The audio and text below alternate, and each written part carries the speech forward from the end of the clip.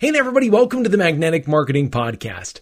In today's episode, we get to talk about tribal leadership and how you build your tribe. Now, your tribe could be your company culture and your organization, and it can very well also be the tribe that you build around you, or the herd that you gather, or the movement that you become the attractive character for. Dave Logan is going to explain to us the 5 stages of building your tribe, both in your organization and something that you can take outside of your organization as well. Now, Dave Logan is the author of the book called Tribal Leadership, Leveraging Natural Groups to Build a Thriving Organization. And in this episode, you're not only going to hear about the 5 stages, you're also going to hear how you can take your business and increase the productivity 300 to 500% without changing salary, tools, or systems. So without further ado, let's listen into Robert Sgrobe as he interviews Dave Logan on tribal leadership, improving company culture among employees and customers. I don't think there's anybody that has had a bigger impact in the field of direct response than Dan Kennedy. The legend of Dan Kennedy should be ignored at your own peril. They're not really lessons, they're kind of laws that you live by. Dan opened my eyes to what small business marketing looks like. Dan teaches strategic direct response that is timeless. His ripple effect touches people who don't even know his name. The world as we know it was changed because Dan Kennedy became obsessed with marketing. Welcome to the Magnetic Marketing Podcast with your host, Dan Kennedy. Every group of people has a language and behaviors that are unique to that group. We call that a culture.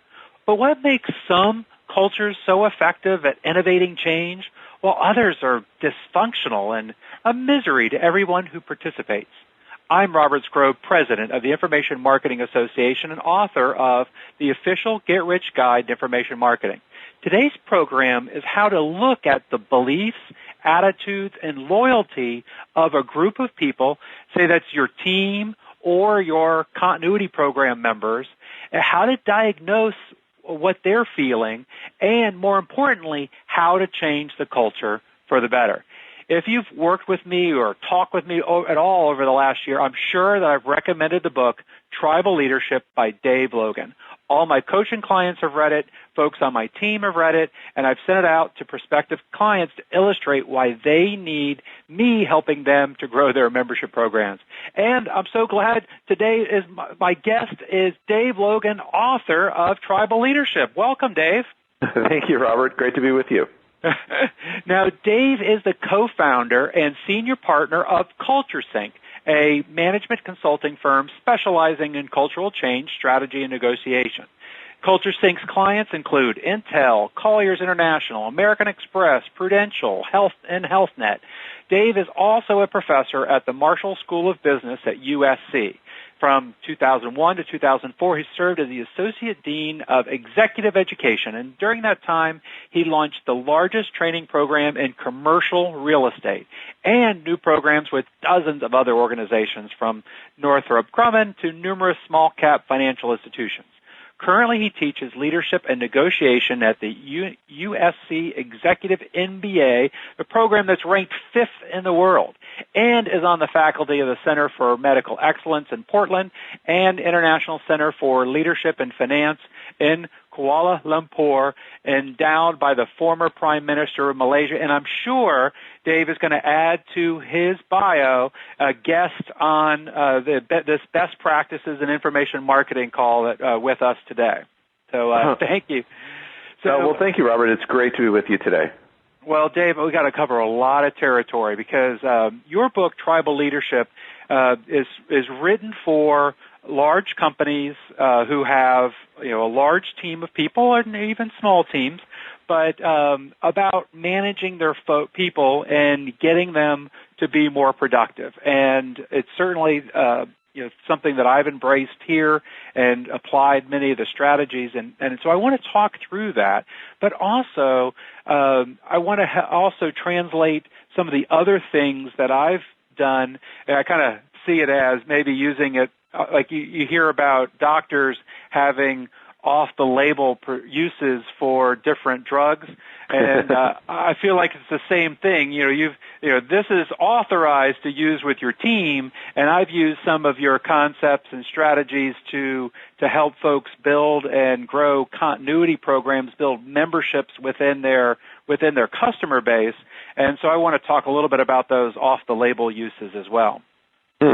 Yeah, I love the analogy. I mean, the truth is, tribal leadership has gone really quite broad. In fact, far broader than I ever would have expected.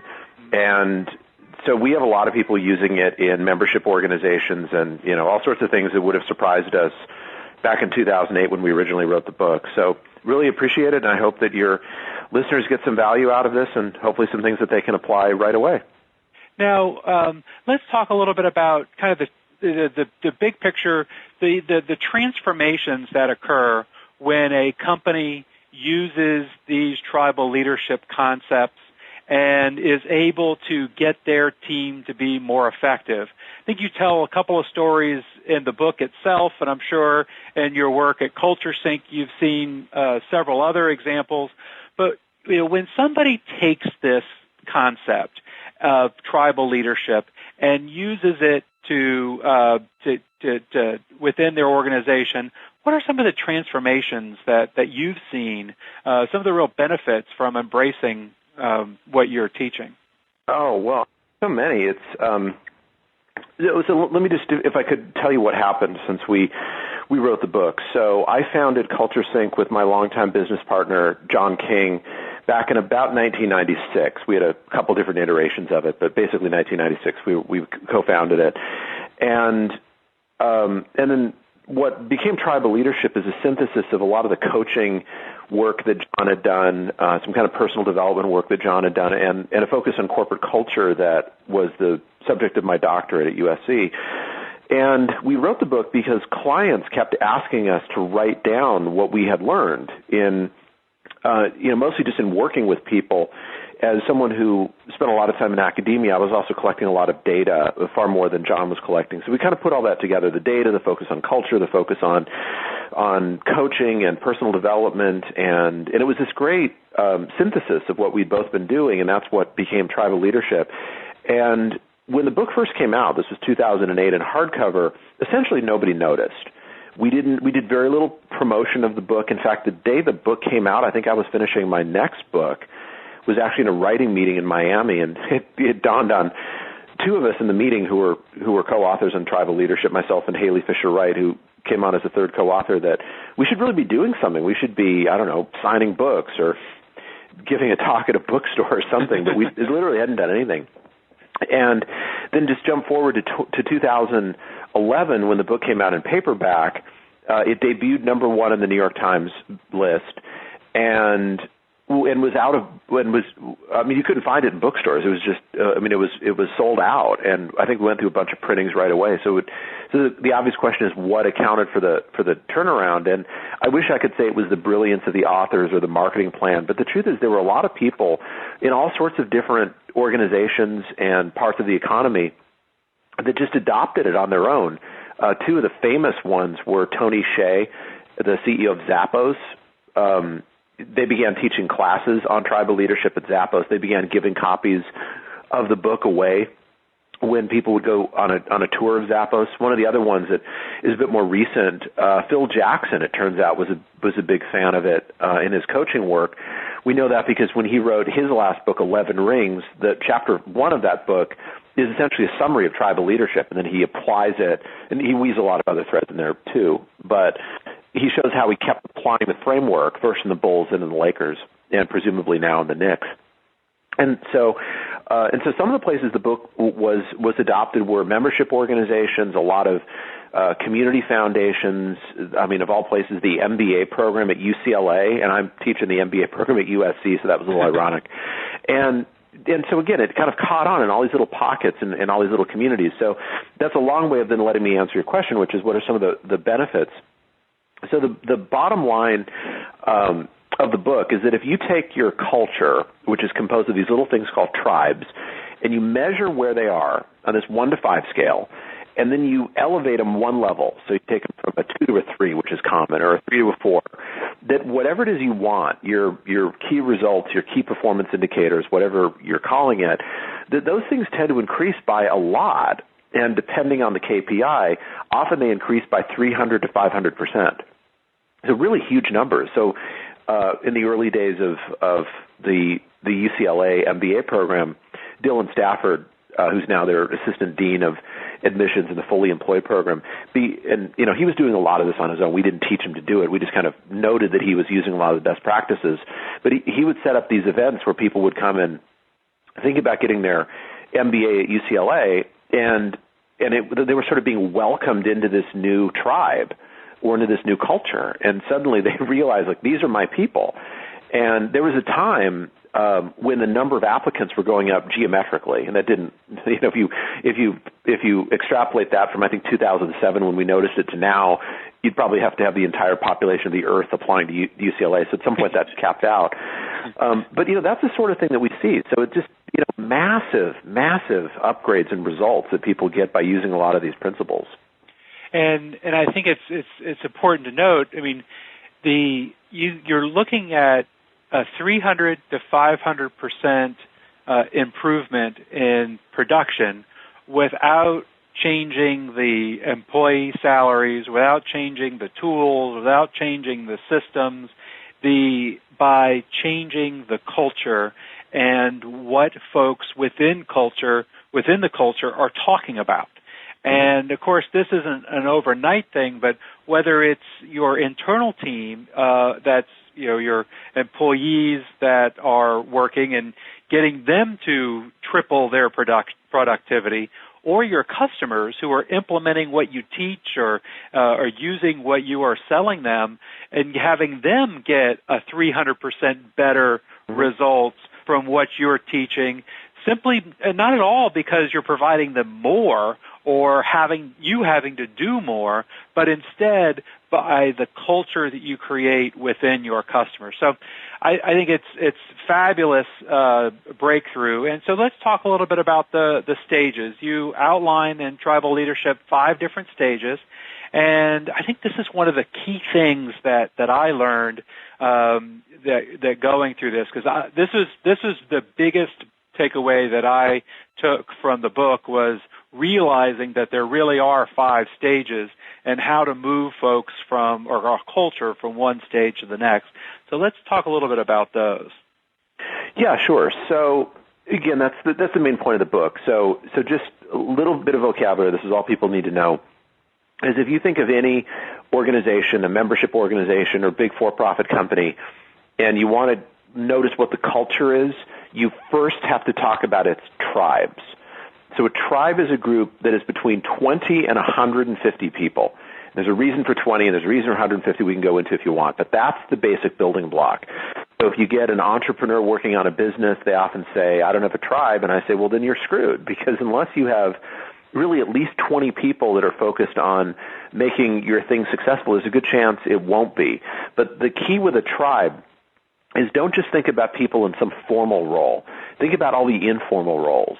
So think about your clients, think about your spouse, think about your investors if you have any, think about the people that might be sitting on some advisory board, or the people that you meet with for coffee once a month and you're talking about how your thing is going. And that's your tribe. So again, if you don't have 20 of those people, you got a problem, and then that goes up to about 150. So if you think of, let's say, a membership organization as perhaps having chapters, well, there's a good chance every chapter will be a tribe. Or if a chapter is big, maybe it's a couple tribes or 3 tribes. And then the whole thing put together is a tribe of tribes. So that's your culture. Minimum building block is tribes. So when I mention these 5 stages, we're not talking about all of culture. We're talking about of the specific tribes. So stage 1, so now we're done with the heavy lifting. So stage 1, what they say, what comes out of their mouth about themselves, their work, and each other is that life sucks. And I know it sounds strange, but it happens in organizations about 2% of the time that you get these weird tribes. And they will steal things. They will do accounting fraud. They will punch each other in the face and do far worse. It leads to homicide at work, which is far too common. So, bad things. So we don't need to talk a lot about that other than just to note that it's there. and it can be a real problem when it happens. Stage 2, so now we're moving up a notch. So the theme of stage 2 is not life sucks, but it's my life sucks. And that might not sound like a big difference, but it's actually huge. So if someone says life sucks, they have a generalized kind of complaint about all of life, that, if the person is religious, God just messed this up. Often you'll actually hear things like that come out of people's mouths. And if you want to hear just some graphic discussions of stage 1, look at these videos that unfortunately far too many people have made before they go shoot up a place. Like I think of this kid who shot up UC Santa Barbara, and he sat in his car and he recorded these videos. That's stage 1. It's not my life is in some disarray. It's the nature of life is unfair. And so anything that can right the balance even a little bit is permissible. And it's very scary. It's what leads to, among other things, terrorism and, again, violence. But stage 2 is completely different. It's just passive. It's where people avoid accountability. They spend their time griping and complaining. So as one specific example, I spend a lot of my time traveling, and I suspect some of your listeners do too. And I'm always amazed. I do try to obey all of the airport rules, but quite often I'll get on a plane and I'll reach down and I've got one of these computer bags that I travel with, and I'll have a bottle of Crystal Geyser. And not one of the little bottles, one of those big bottles. And the reason often that they don't catch it is when the bags are going through the machine, they're busy griping or complaining. Last trip I took, they were complaining about the new schedule that just came out. So again, they're just kind of not looking at things. So quality is low, innovation is very low, performance is very low. People do the minimum to not get fired, and that's the case 25% of the time. So stage 2, my life sucks, where people gripe and complain, is 25% of the time. Stage 3 is, again, very different from stage 2. The theme of stage 3 is I'm great and you're not. So, Robert, if you and I were to step into the stage together, I would try to point out to you how, in fact, I know more than you do about what you think you know something about. You would do the same back. I would do some combination of self-promoting and putting you down. And so the most common things that you hear in stage 3 are I, me, and my. But remember, we're not just measuring an individual here. We're measuring the proclivity of a tribe. And we've probably all been in those tribes where every comment that comes out of someone's mouth is self-promoting or putting others down. And if you just mentally go back to a tribe like that, there's probably a good chance you noticed there are some amazing people in this tribe, and yet so very little gets done. So stage 3 is the case 49% of the time. So that's the big one. That's almost half. And those tribes can be very, very productive. And there's a lot of sales organizations that it's amazing when you start seeing this. You can see sales training programs that are based on this premise. That every single one is an individual, that every single one's performance needs to be separate and apart from everybody else's, and that you have to monitor each person because people won't be they won't be motivated by team goals. And so you see a lot of training with this theme, this assumption built in, but it's really only one of 5 states. Yeah, well, in the U.S. in particular, a lot of what passes for education and training is actually getting people up to a slightly higher notch within stage 3. So if you think you're great, hey, if you take this course, you can be even better. You think you're a good negotiator, take this, you'll be better. That sort of thing. And the truth is it happens in universities too. One of the big reasons that people go back and take one of the programs that I teach at USC, or perhaps take one of the courses that my consulting company offers in many, many, many companies around the world, is as a result of this, I will be better. And there's nothing wrong with that. In fact, that's really helpful. It's just not the goal. It's an interim step. Every person should try to maximize their own potential, but then it kind of makes sense if you look at it in the context of stage 4. So stage 4 is not I'm great, but it's we're great. And this is where often there's an adversary or someone that you're benchmarking against. It could be another tribe. In a membership organization, it could be another location, or maybe it's another I'm thinking of a couple membership organizations. I'm not going to name them, but they were essentially in the same industry, and they were always vying for the same people, and they always wanted a better keynote speaker at the conference than the other one did, and there was a point where actually both groups were talking to me to go in and do a keynote, and just, full disclosure required me to reveal that, and then suddenly they tried to, outbid the other and put a stipulation on the contract that I couldn't speak in the other group, and the other group was doing the same things. It's kind of crazy. That's we're great. So it's not I'm great and you're not. It's we're great and they're not, whoever they is. And this makes a lot of sense if you look at sports. Phil Jackson would often say in his book that when the different teams, when the Lakers and the Bulls moved from stage 3 to 4, whoever they were playing that day is who wasn't great. They weren't in any kind of existential competition with poverty. They just wanted to beat the other team. And that's the case about 22% of the time. And if you just think about that transition from 3 to 4, then it makes sense why your results would go up so far. So at stage 3, think of a bunch of lawyers working together, or a bunch of doctors, or a bunch of college professors. Those are classic places where you see a lot of stage 3. There's no gelling together. There's no vision. There's no sense that we're working on things together. You probably look to the person in the next office as, frankly, being an idiot. And they're probably looking at you as being an idiot. And so you just kind of ignore what they do and you focus on your thing. And then when someone comes in and says, we're going to pay you according to what the person next door is doing, you say, I don't want my compensation tied to that idiot. And, of course, they're saying the same thing. But at stage 4, there's this ownership of the group and the group goals. And if you want to see why this is so important, again, look back at Phil Jackson's book. When the players made the transition from 3 to 4, they started winning games, and a lot of games. And he said, but they actually missed the point, a lot of the sports pundits. It wasn't about the best talent or any of those things. It was about the individual journey that the players had to make from I'm great and you're not to we're great and they're not. And at that point, the Bulls became the most winning team in the NBA in their history. And I loved the book 11 Rings, and have followed and read a lot of Phil Jackson's books over the years. And I think when the Bulls were stage 3, and Phil Jackson makes the point, Michael Jordan was scoring a lot of points, and the whole offense was essentially based on getting everybody out of the middle so that Michael Jordan could create a shot for himself and score, and because he was great and everybody was not. And that was a real theme that's pervasive throughout the team. And very often I see a lot of entrepreneurs have that feeling about their own team, is that they feel they're great. They feel like the people that they've hired that are around them are not, and that the people are really there to help the entrepreneur make his or her shots. They're not there about working together.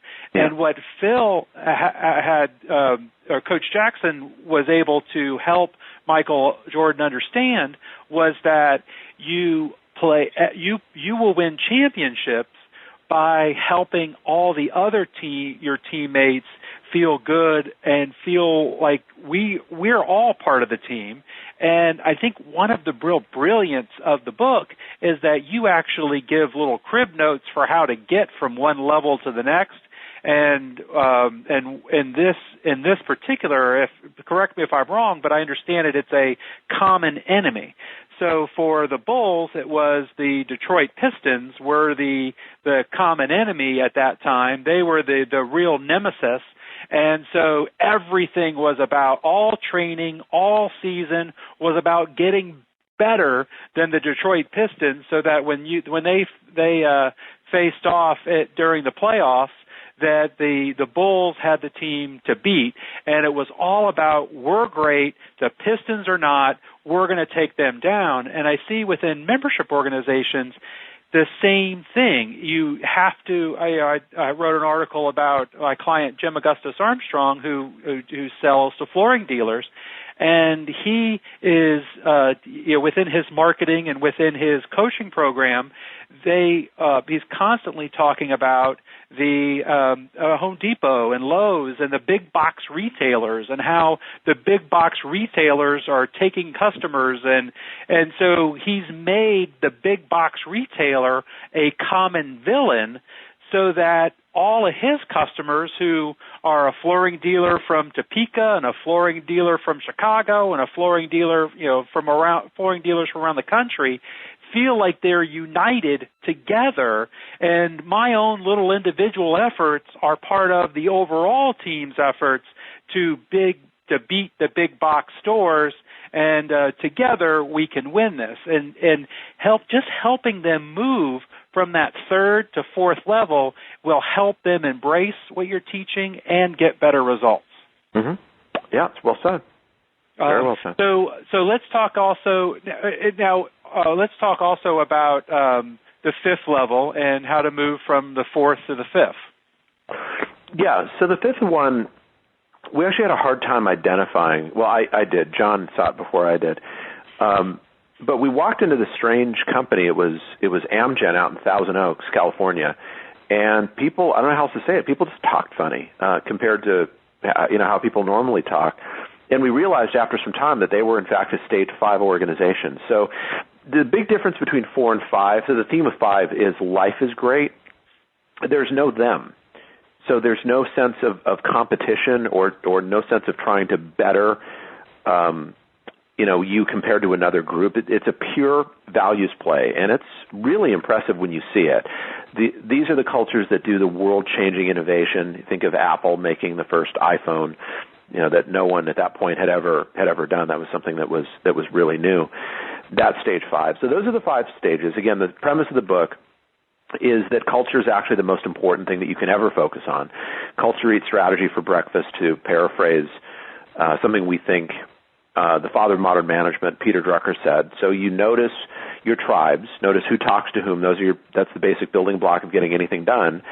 And then work on upgrading those from whatever stage they are to the next stage. A tribe can't skip a stage, so you just want to focus on moving to the next one. And at that point, some really fun things begin to happen. What are the common markers for stage 5? So how do I know I've got that? And what does that look like when I'm there? Well, stage 5 is the hardest one to talk about. A lot of people have never seen stage 5, and again, even as researchers, and I'll say me here because John was convinced that they existed before I did. They're easily mistaken for stage 4, but with one big difference.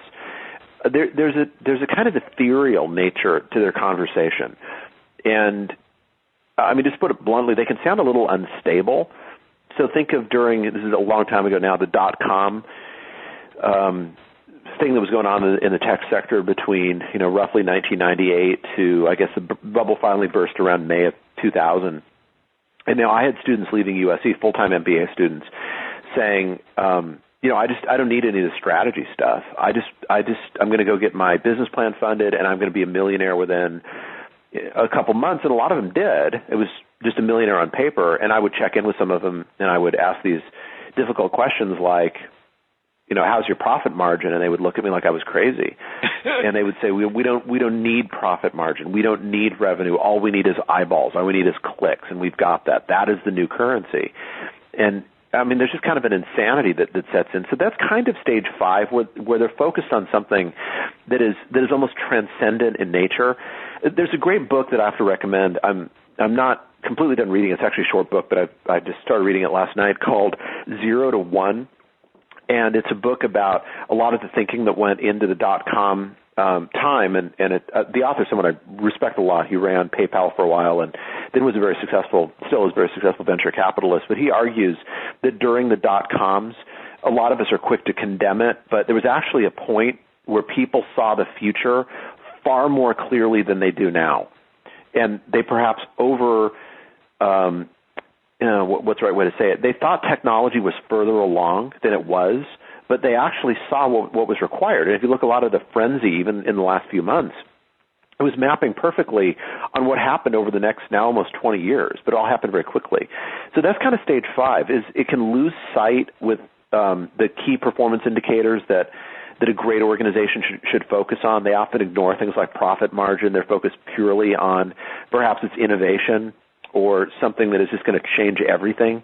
From an outsider's point of view, they can be a bit delusional, but they produce Apple. right? They build a Macintosh. They produce Apollo missions. So those are some of the hallmarks of Stage 5. Did that answer your question? Yeah, and I think it's almost a kind of an attitude of, I don't really know what you're talking about. We're operating on a completely different level. They have this, it's almost as if they totally don't understand what, when other people are saying, well, you got to get down to earth, it's like, no, your criticisms don't count. We're on a completely different plane, a whole different level than you are. And they have this vision, and I think what you said was what was really my understanding of it, is they have a vision of the future that is unique to the tribe, that they already see fulfilled. There's just a couple of last steps to put into place in order to make it happen. And the vision they see almost already fulfilled is something that most people think is totally impossible. Yeah. There's a sense of a noble cause that runs a Stage 5 group. They're doing something really important, something noble in the world. They'll often talk about, it's actually my colleague at USC who said this, Warren Bennis, that they're on a mission from God, quoting the Blues Brothers movie. Mm-hmm. And they may not be religious, but that's often the sense. So Stage 5 tribes can be very, very inspiring. Our recommendation, based on our research, is Stage 4 needs to be your home.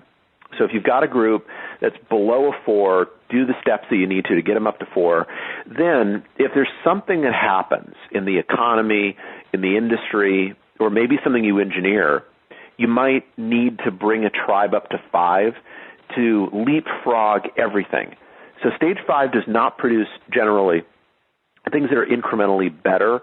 They produce things that are several steps beyond where people are thinking. And there can be a loneliness in that. Think of some of the pioneers of digital technology were really working alone. If you want to read that, look at Walter Isaacson's book called The Innovators. It's a great book, and he talks about the originators of a lot of the stuff that we just take for granted now, working alone. A lot of their discoveries were even lost, but often again there'd be a little tribe of maybe one person working in Iowa with a few graduate assistants doing something really remarkable, kind of inventing the future. So, 5 is a good place. And what we said in the book, and we reaffirmed it when we did the paperback edition in 2011, is we don't know of any organization, at least no for-profit organization, that is stable at Stage 5. We know several that are stable at 4, but stable at 5 is a really different thing. You want to reserve those for the moonshot, and then you want to probably have most of the tribes, even in those organizations, focused in 4, making sure the bills get paid and the lights stay on. The reality of the situation, rather than always focused on the future, and I think that it's interesting when I do a lot of membership marketing, both for for-profit companies, helping them create a continuity program, or also for nonprofit associations. And I was working with an association of insurance agents, and my first focus was, years ago before I had read Tribal Leadership, was creating this noble mission. And it was all about bringing the industry together to create this. And this has been something that I had done in other organizations, and it really brought everybody together, and everybody really shared and provided this input. And so I kind of was trying to go from walking in the door to noble mission. And it really, and of course that, as you probably would know, it failed. It did not catch on. It did not work. And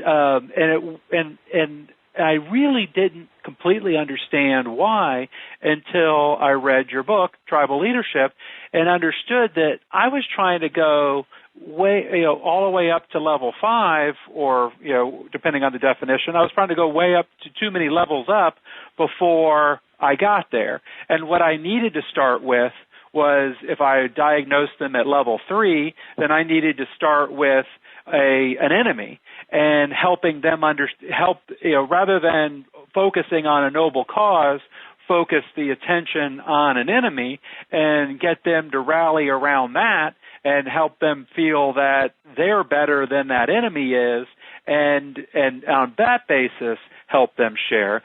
Can we talk a little bit about so if you're at stage 2, what are some of the characteristics, the things that you want to do in order to move a tribe from 2 to 3? What are some of the things that you roll out and communicate? Sure. Well, I'll give you a whole bunch of actions. Some of these will work in a tribe, and some of them won't. You just kind of have to use them. The big thing we've noticed that if you kind of take the standard thing that works and strip it of its content and talk about it in a pure kind of template, it's you want to go into the tribe. You want to find someone who really wants things to be different. We kind of tongue-in-cheek describe that as the person who sucks less. So everybody kind of sucks, but you want to find whoever sucks less, and you want to mentor them. You want to create what's called a dyadic relationship. That's a 2-person relationship. So it's you and that person. And assuming that they really want to become better and develop themselves, you begin, offering advice. Let's start maybe by getting organized. Let's start by setting some goals. But it's very person-specific. You're not trying to improve the tribe. You're just trying to elevate that one person. And if you do your job well, before long, maybe a week, a month, maybe, that person will move up from 2 to 3. So that person will then begin saying, I'm great. They look around at everybody in their tribe and say, they all really suck. And at that point, you make that person a mentor to someone else in the tribe. So the way that you elevate 2 to 3 is not by taking on the tribe. The negativity is just too great. It'll overwhelm you, and they'll make sarcastic jokes about you, and you don't even know that it's happening. We sometimes describe that as character assassination. They'll assassinate you without you even knowing that it happened. There are other things we've noticed. If you get a group, again, organized, that can really help. Simply getting the group together can sometimes help if they're right on the threshold between 2 and 3. We've seen things like appreciative inquiry sometimes helping. That's where you go into a tribe and you point out that, in fact, not everything is broken. There are some things that are working very well. So let's notice what those are. Let's notice what our role is in that perhaps limited success, and then let's see if we can double down on those things. So there's a variety of things, but that's really the thing we always recommend is launch a mentoring effort within that tribe. So that'll bring you up to 3 in most cases. And for folks that are running a membership organization, or you've got a group of customers, and it's all about helping a group of customers, a couple of customers individually move up in their skills, be better, and then turn those around and help them mentor others. I work with a lot of my clients, and one of the things that I teach them is, as quickly as possible, have other members within your organization on your coaching calls where maybe it's you and the person answering questions, and you help one of your people help provide content and tell their story. Well, one of the reasons you want that is because it proves that what you teach works, because here is this person who just a few months ago was right where they are, and now they're able to teach and talk about what they've accomplished. So it proves that what you teach works, but it's so much deeper than that, because it helps make a connection between your members that is far more powerful than the connection just between you and them, so that when you have events, when you are pulling your folks together, they're not just coming to see you, but they're coming to see the people that you promoted and talked about within your coaching calls, within your programs. So it's a very, very powerful strategy. So I appreciate that, Dave. So moving from 3 to 4. Yeah, so that's actually harder. So moving 2 to 3, you've got an advantage, which is people don't really like being part of a group at stage 2. They know they're part of kind of a loser group, and they don't like that. They want to change it. So moving from 3 to 4, though, you have to realize what you're up against, and it's the individual, and let's call it what it is, addiction to each person kind of convinced that they're better than everybody else. So that's what you have to get past. And the way you do that is you have to find something that trumps individual ego. So one of the things, and you pointed to this, is you can find an enemy. So there's some group that we need to compete against, and maybe they're a group that's better organized than we are. And if we're not going to die, then we have to close ranks. Another thing you can do is identify core values. So things that we have, commitments that we have, that are even more important than my desire to be the best. So values tend to trump individual ego. So that's another thing. You can also find a sense of a noble cause, which is a little different than a core value. One of the ones we've been working with lately, this is not in the book, so this is new information, is find something, if I can be a bit crass, it really pisses people off in the tribe. There's something that is not right about the industry. There's some service that people should be receiving and they're not. There's something that's off, but something that actually makes them angry. And anger can be a huge motivator as long as it doesn't become that white-hot rage that makes people throw things and say career-limiting statements. So those are some common pathways. Another one, and I'll wrap this section on this one, is you want to form what are called triads. And that is a 3-person relationship where each member of the triad has 2 goals. One is they're building the relationship between the other 2 people in the triad. They're actually building that relationship. And the other thing is they're trying to solve some problem. So there's a project they're working on, there's an initiative, there's something that they're working on together, but it's within this context of this 3-person relationship that becomes a very, very strong commitment for them.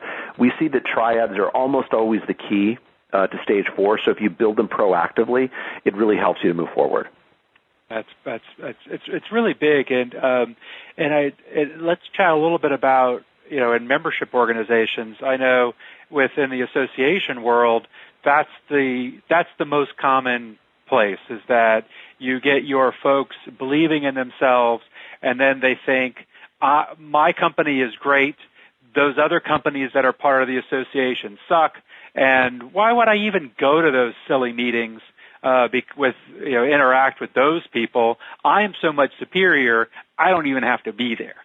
And it's very easy, that's kind of where a lot of these associations find themselves. Within the info marketing world, very soon after your customers start working with you, maybe you're doing coaching meetings, maybe you're having events, as Dan Kennedy will often say, is folks feel like they're too smart for the room.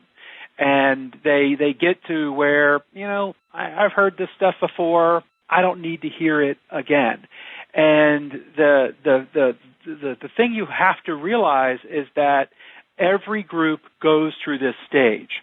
And the individuals within it also move through this stage. And so if you don't have a ready antidote for this when it happens, you're just having a system that automatically moves people up and moves people right out of your membership.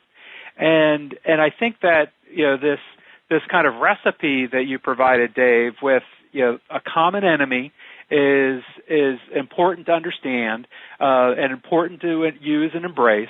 Values, what we're about, the noble cause, an irritation, and then of course the triad. And it just is because a lot of folks who are listening to this will know and be a subscriber of Dan Kennedy and read a lot of what he writes. You can see that he understands this as much as anybody. I mean, when he writes, the common enemy is, big companies that don't get it. It's the advertising, people who are selling you advertising that isn't not accountable. The time vampires. He has all kinds of enemies that he brings to illustrate that we have to stick together. Next, in terms of values, marketing that works, marketing that's trackable, long copy versus short copy, sequential. There's these tactics, but also within those tactics are implicit values of what we're about and believe in. Noble cause is all about pushing the business person forward versus everybody else, and how salespeople are. Everything starts with a sale. Nothing happens until somebody buys something.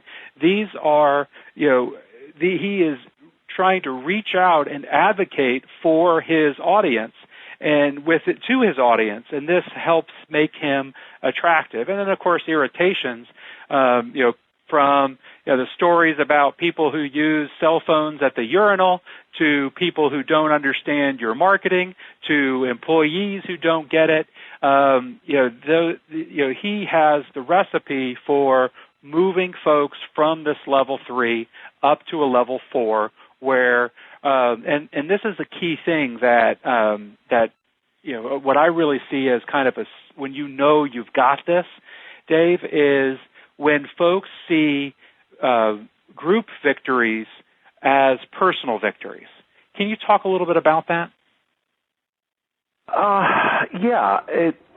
So there really is kind of an epiphany that happens to people as they're moving from 3 to 4. You can create the right environment for it to happen.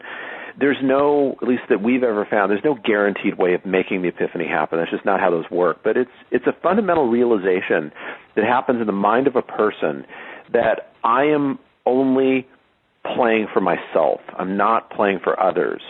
Or another version of it is I see myself through other people's eyes, and I really don't like what I see. Or I've been playing very small. Or I'm surrounded by great people, and I never knew it. That's interestingly why a lot of people go through the epiphany if they become sick. Let's say that someone gets a diagnosis of cancer. Often they realize that they've got this tremendous support around them that they never really knew they had, but it had always been there. So that's a kind of thing that can trigger the epiphany, but sometimes doesn't. Again, you can't always count on it. So a lot of what you're pointing to is that epiphany. And on the other side of that epiphany, that's where the person and the tribe begins to move into stage 4, everything looks different. People look different. Their abilities look different. Your challenge looks different. The thing you want to spend your time on is quite different. Often at stage 3, people are addicted to returning all my phone calls and getting on top of all my email. And at stage 4, that's important, but it's really not vital. What's important and vital is that we spend a bit of time together and figure out who do we want to be when we grow up, things like that.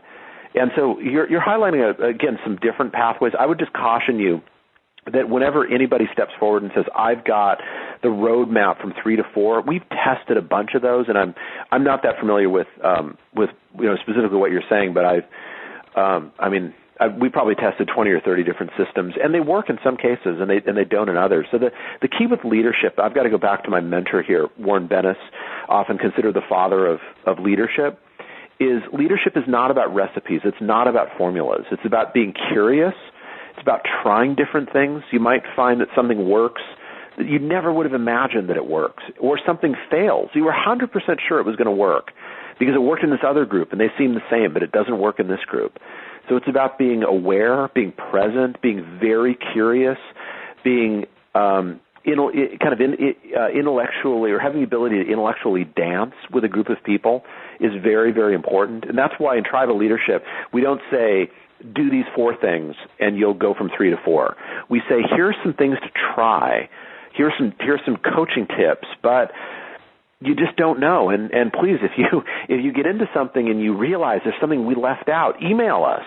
So we put together a supplemental document. It's floating around on some websites that are dozens and dozens of additional things that readers of the book have written in and told us can elevate 2 to 3 or 3 to 4, even 4 to 5. We don't vouch for any of them. We haven't researched them. We just consider them best practices from other people who, like us, are interested in developing great tribes. So the thing to focus on, again, is the epiphany. How do I need to get this person to see things differently that will make the transition? And wanting a recipe of all exactly how to go from one stage to another is a very stage 3 thing to want. Yeah. Because a stage 4 person, you start having the epiphany on the other side is the more you think you know, the really less you know because you've closed your mind to a whole bunch of other possibilities. Yeah, it's true. And so I completely agree that there is no recipe, but they're just kind of describing some symptoms and things. One of the things I wanted to share with you and with everybody, an interesting way to use triads, because it's always been my belief that you keep people within your membership organization by connecting them with others. That their connection to you is one thing, but if you can get, I realized this many years ago when I was working with the Florida Society of Dermatology. I was running events, and there was bunches of people who came before we even announced what the sessions were. As soon as you sent out that this was happening and here send your money, boom, they were registered. They didn't care because they weren't coming for what we offered. They were coming to see each other, and their wives and groups were all together. And it was interesting after sharing this book with Debbie Phillips and Rob Berkeley with an organization called Women on Fire. They instituted triads as an organization and encouraged, and they essentially assigned their members, kind of three up each other, and got them to coordinate and have meetings and gave them a little agenda to talk about so that they would form little groups that were connected to each other. And so now when it comes time to come to the event, you've got the triad working. Oh, well, you got to come because I'm going to be there, and we want to, we got to have a triad meeting at the event itself. So these little things work brilliantly within your business, and most of all, the biggest benefit of all of this is the 300 to 500% improvement in their lives. And it doesn't take more work on your part. It doesn't take more training on your part. It just takes leadership to help them have this epiphany, and whether they're at 2 and need to move to 3, or whether they're at 3 and need to move to 4, so that they can see life differently in a much more effective manner. Dave, my goodness, thank you so much for helping us see how to move the world in a more effective way. Oh, thank you. Thank you. My pleasure. Thank you for listening to the Magnetic Marketing Podcast with Dan Kennedy. If you love hearing in on these lost Dan Kennedy talks and speeches and calls, then please let someone else know about this podcast. That's how you can help it to grow. And the more it grows, the more free Dan Kennedy we can bring to you. Also, Dan would love to give you the most incredible free gift ever, designed to help you make maximum money in minimum time. Now, this free gift comes with almost $20,000 in pure money-making information for free just for saying maybe. You can get this gift from Dan right now at nobsletter.com. Not only will you get the $20,000 gift, you're also going to get a subscription to 2 marketing newsletters that will be hand-delivered by the mailman to your mailbox each and every month. One from Dan Kennedy and one from me, Russell Brunson. To get this gift and your subscription, go to nobsletter.com right now.